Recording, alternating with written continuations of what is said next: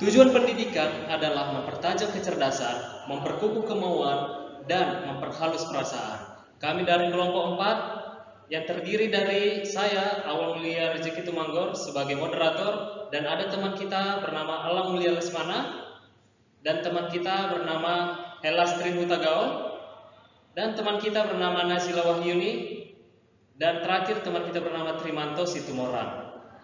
Di mata kuliah Prinsip Pengajaran dan Asesmen yang Efektif, pada topik 7 kami akan mempresentasikan hasil diskusi kami mengenai refleksi terhadap praktik pembelajaran dan asesmen yang efektif. Oleh karena itu, mari kita saksikan presentasi berikut ini.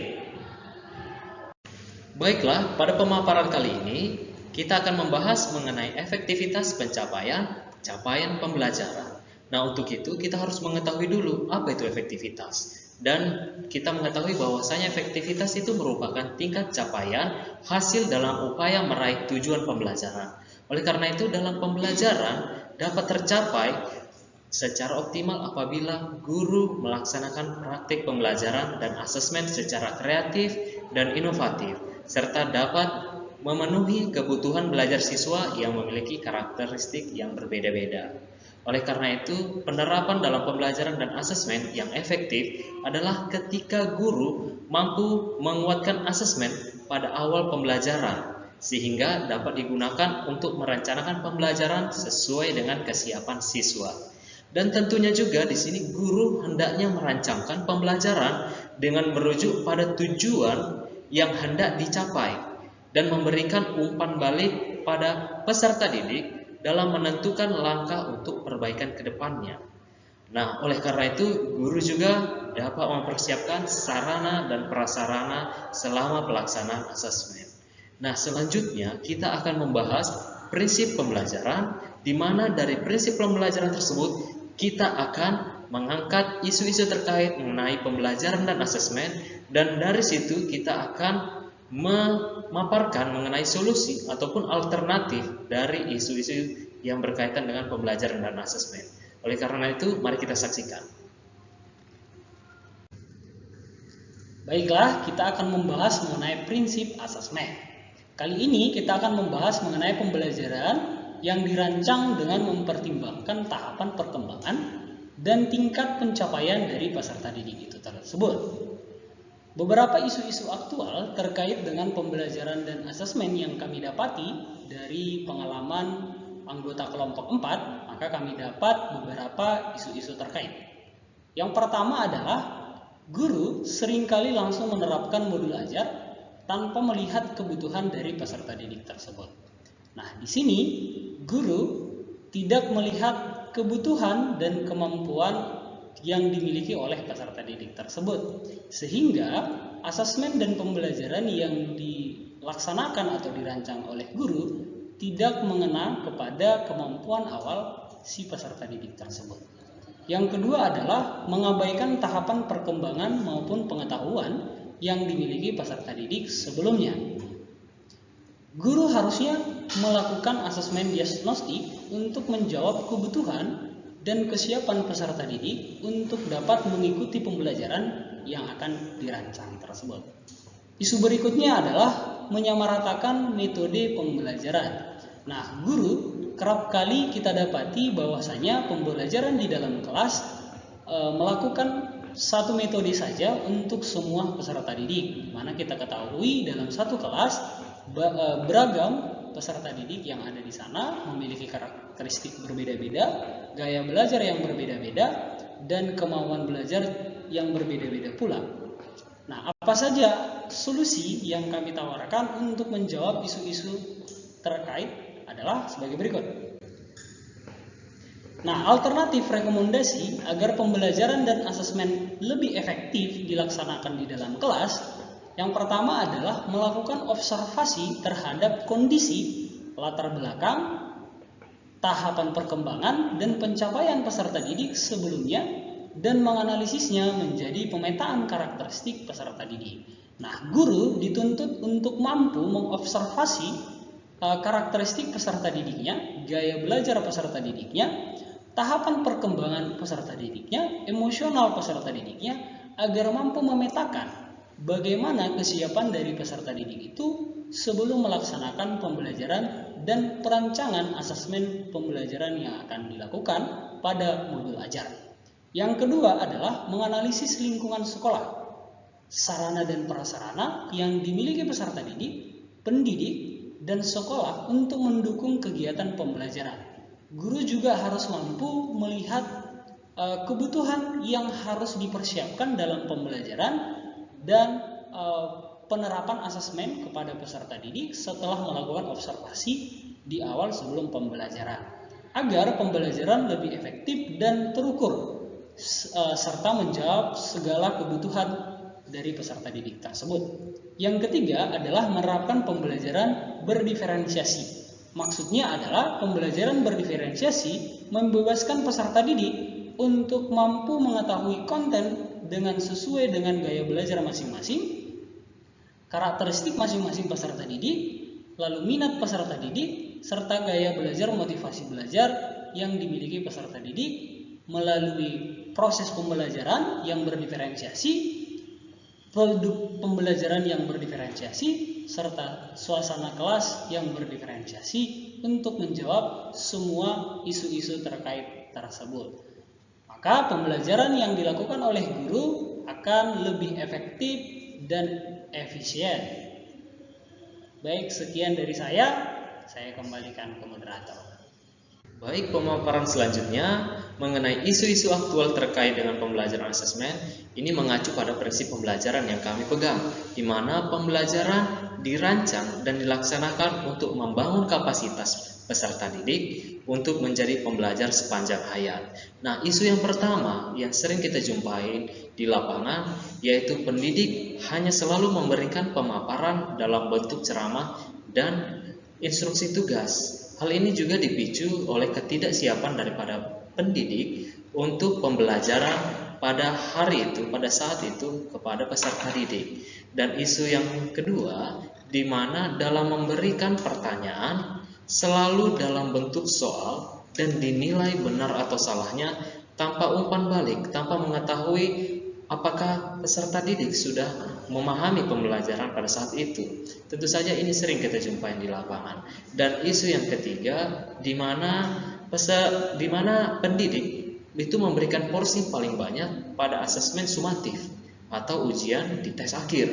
Dan tentu saja hal ini sering juga kita jumpai di lapangan, yaitu pendidik jarang sekali memberikan tes diagnostik, yaitu untuk mengetahui kesulitan apa saja yang dihadapi oleh peserta didik dan tentu saja asesmen formatif. Oleh karena itu, alternatif rekomendasi agar pembelajaran dan asesmen tersebut dapat efektif dilakukan. Yang pertama yang menjadi alternatif kami yaitu memberikan kesempatan berkolaborasi bagi peserta didik untuk memunculkan stimulus berupa pertanyaan pemantik untuk memunculkan pemahaman-pemahaman peserta didik serta mengajarkan pemahaman bermakna. Dan yang kedua, alternatif yang kami tawarkan yaitu pembelajaran yang syarat dengan umpan balik atau dari pendidik ke peserta didik. Dan yang ketiga, tentu saja alternatif yang kami berikan yaitu pembelajaran yang melibatkan peserta didik dengan menggunakan kekuatan bertanya dengan memberikan pertanyaan yang membangun pemahaman peserta didik dalam pemahaman bermakna. Untuk selanjutnya akan dipaparkan oleh rekan kelompok 4 yang lain. Baik, isu-isu aktual terkait dengan pembelajaran dan asesmen selanjutnya mengacu pada prinsip pembelajaran yaitu proses pembelajaran mendukung perkembangan dan kompetensi dan karakter peserta didik secara holistik. Adapun isu-isu yang kami temukan yaitu yang pertama, guru hanya menggunakan satu metode yang itu-itu saja tanpa melakukan evaluasi terhadap metode yang digunakan.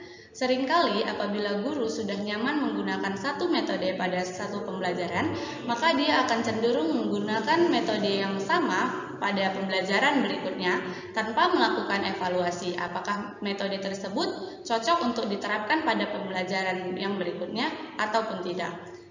Yang kedua yaitu guru menggunakan hanya satu perspektif, misalnya hanya melihat kemampuan kognitif peserta didiknya saja, tanpa melihat faktor lain seperti sosial, emosional, ataupun spiritual peserta didik.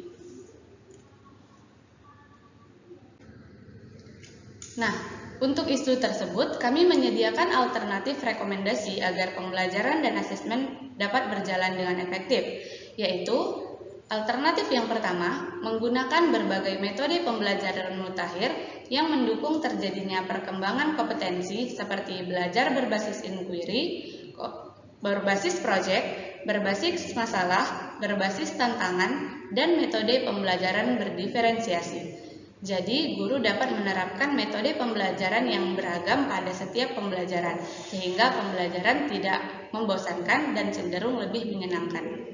Kemudian alternatif rekomendasi yang kedua yaitu pendidik harus melihat berbagai perspektif yang mendukung kognitif peserta didik, sosial, emosional, dan spiritual peserta didik.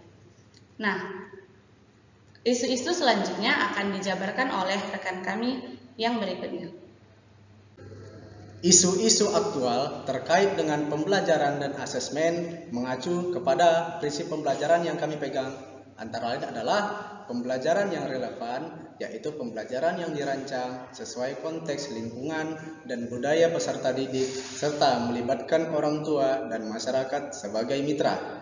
Nah, maka dari itu, isu-isu aktual terkait dengan pembelajaran dan asesmen yang pertama adalah pembelajaran dengan konteks yang tidak relevan dan tidak menarik untuk peserta didik. Nah, ini sering kita lihat di lapangan bahwasanya guru sebagai pendidik hanya mengajarkan pembelajaran dengan konteks yang tidak relevan atau tidak ada hubungannya dengan kehidupan nyata, sehingga tidak menarik untuk peserta didik. Isu yang kedua adalah interaksi dengan murid hanya memberikan dan menagih tugas. Nah, ini juga kita sering jumpa di lapangan bahwasanya guru hanya memberikan tugas dan hanya menagih tugas kepada peserta didiknya. Oleh karena itu,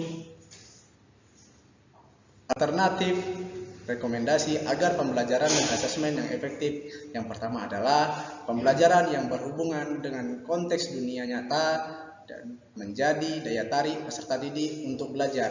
Yang kedua, melibatkan orang tua dalam proses belajar dengan komunikasi dua arah dan saling memberikan umpan balik. Nah, di sini kita harus melibatkan orang tua dalam proses belajar dengan komunikasi dua arah yang saling memberikan umpan balik.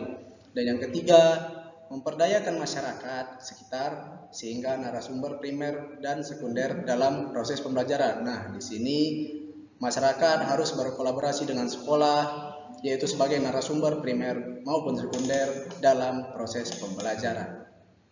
Dan selanjutnya akan disampaikan oleh kelompok 4 yang lain. Terima kasih kesempatannya. Tadi teman-teman saya telah membahas mengenai isu-isu praktik yang berkaitan dengan prinsip pembelajaran. Nah, kali ini saya akan melanjutkan terkait prinsip asesmen yang kami rasa masih banyak isu-isu praktik yang kurang efektif dilakukan oleh guru di sekolah.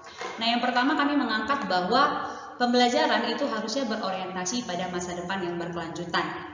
Nah, maka pendidik harusnya memandang peserta didik sebagai generasi yang selalu bertumbuh dan akan mencapai masa depan yang gemilang. Maka dibutuhkan hasil asesmen yang dapat menjadi hasil refleksi bagi orang tua, bagi pendidik itu sendiri maupun bagi peserta didik untuk meningkatkan mutu pembelajarannya. Namun masih banyak isu-isu praktik yang kurang efektif dilakukan guru di sekolah terkait prinsip asesmen tersebut. Yang pertama, pendidik hanya mengetes atau menilai keterampilan abad 21 tanpa mengajarkan bagaimana siswa meraih keterampilannya.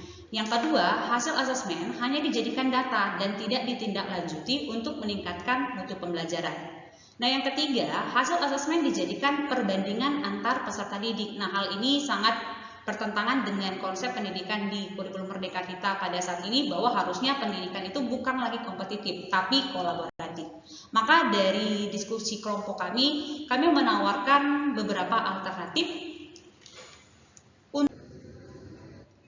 Alternatif rekomendasi dari kelompok kami untuk mengatasi pembelajaran dan asesmen yang kurang efektif tadi adalah sebaiknya pendidik melakukan berbagai inovasi terhadap metode dan strategi pengajaran dengan mengajarkan keterampilan abad 21. Nah, saat ini sudah banyak berkembang ya bagaimana guru-guru penggerak menerapkan pendekatan yang kita kenal dengan istilah TPEC. Ya, TPEC itu adalah teknologi, pedagogi, and content knowledge. Nah, di mana dengan pendekatan pembelajaran ini diharapkan keterampilan abad 21 yang kita kenal dengan 4C, yang pertama adalah critical thinking, kedua kreativitas, ketiga collaboration, dan keempat communication itu bisa sejalan peningkatannya. Nah, contohnya adalah pada pembelajaran dengan menggunakan pendekatan TPEC, misalkan di awal pembelajaran pada saat guru mengemukakan tentang pertanyaan apersepsi, nah guru bisa meminta peserta didiknya menjawab menggunakan satu aplikasi yang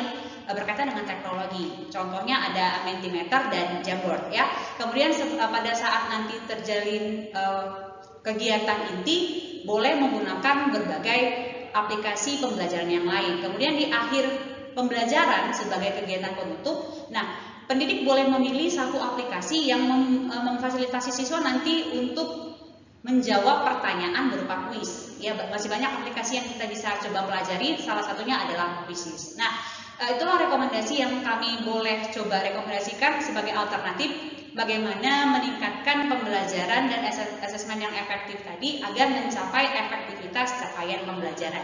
Nah, selanjutnya akan disampaikan dan dilanjutkan oleh teman saya di kelompok 4. Terima kasih. Baik, kesimpulan dan saran yang kami cantumkan yaitu guru melakukan evaluasi diri, refleksi dan pengembangan kompetensi untuk perbaikan kinerja secara berkala, dan guru tentunya juga harus menggali kembali sebagian karakteristik belajar setiap siswa di kelas, dan tentunya sebagai seorang guru atau pendidik harus berinovasi dan menggunakan berbagai teknik untuk memotivasi kemauan belajar siswa. Dan yang terakhir, tentu saja guru harus menganalisis hasil belajar berdasarkan segala bentuk penilaian terhadap setiap siswa untuk mengetahui tingkat kemauan masing-masing. Demikian hasil presentasi dari kelompok 4 mengenai refleksi, prinsip dan pengajaran asesmen yang efektif yang diterapkan di sekolah. Dan akhir kata kami mengucapkan terima kasih. Bye-bye.